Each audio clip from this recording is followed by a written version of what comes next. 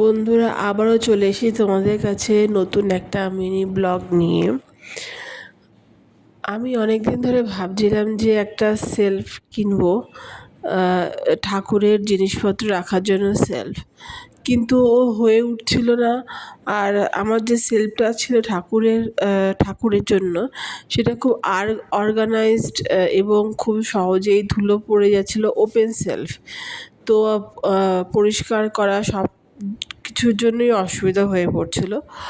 তাই এবারেই আমি অ্যামাজন থেকে এই সেলফটা অর্ডার করে দিয়েছিলাম এবং তার 2-3 দিনের মধ্যেই সেলফ এসে গেছে। তো যখন এটা আনবক্সিং করলাম তখন সব কিছুই ঠিকঠাক ছিল। Material is to good, but তোমাদের ম্যানুয়াল কোনো বুক ছিল না, যেটা দেখে এগুলো অ্যাসেম্বল করা যায়।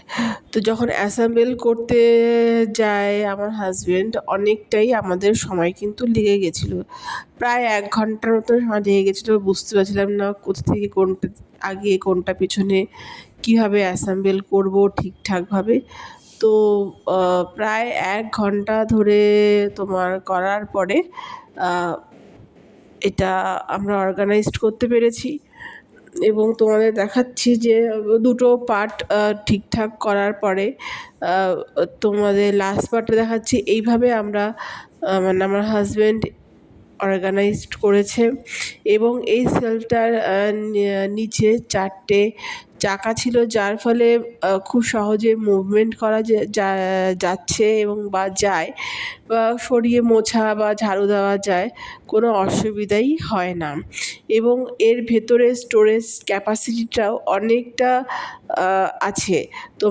আমি যখন দেখাবো যে কী কী ধরেছে এবং কি সুন্দরভাবে অর্গানাইজড হয়েছে জিনিসগুলো, তখন তোমরা ঠিক বুঝতে পারবে যে কতটা ভেতরটা ডিপ আছে, কতটা স্টোরেজ আছে। তো এবং তোমাদের আমার আগের যে সেলফ আর অর্গানাইজভাবে ছিল এবং খুব ধুলোবালি, সেটাও তোমাদের পিকচারটা দেখাবো, তাহলেই তোমরা বুঝতে পারবে যে ডিফারেন্সটা কতখানি।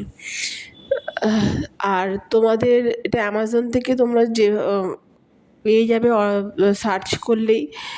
এবং আমি 3 লেয়ার্সের নিয়েছি। 2 লেয়ার্সও আছে, 4 লেয়ার্সও আছে, 5 লেয়ার্সও আছে। তার অনুযায়ী তার দামও তেমনি হাইক হয়।